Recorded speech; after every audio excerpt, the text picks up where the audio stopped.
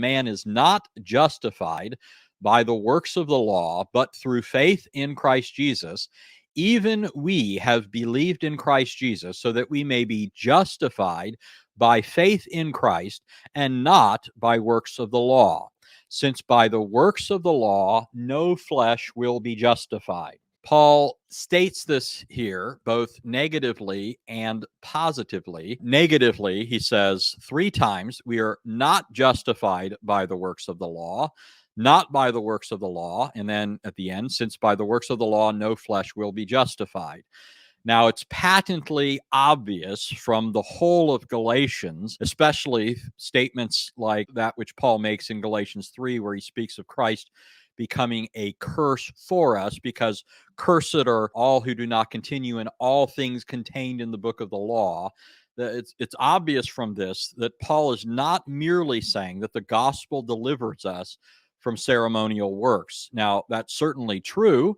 Those who are in Christ by faith are not obligated to the ceremonial ordinances of the Old Covenant law. But this could hardly be all that Paul is getting at. Paul not only states what we are not justified by, but he states positively that we are justified through faith. And again, he states it 3 times, through faith in Christ Jesus.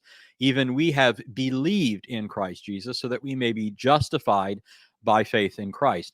And the upshot of this is, whatever the phrase the works of the law refers to, the fact of the matter is that Paul's positive statement about how we are justified rules out whatever a person may want to say is necessary or requisite unto justification. Even if it were the case, this is the point that I'm getting at, even if it were the case, contrafactually, that the phrase the works of the law had reference or has reference only to ceremonial ordinances, the fact of the matter is the principal reason or grounds upon which Paul opposes the works of the law as the way of justification is because positively justification is through faith.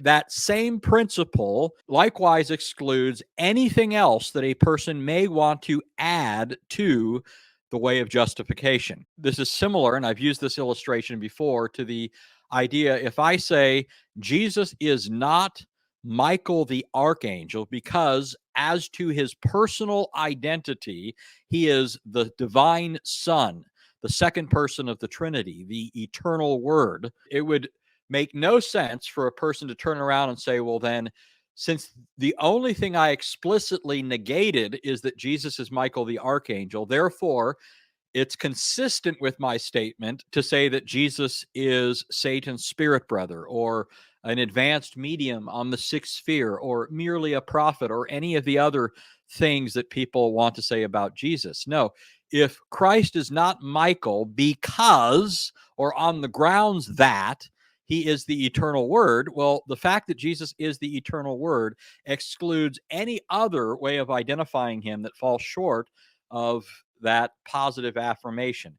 By the same token, anything that contravenes the idea that justification is through faith, this is the way of justification, is precluded by this strident affirmation of the Apostle Paul. Paul's not shortchanging the gospel here. He's not giving you a truncated gospel. He's not saying it's not by this, and here's part of how you are justified. Paul's giving you the full gospel here. It is through faith in Christ Jesus, full stop.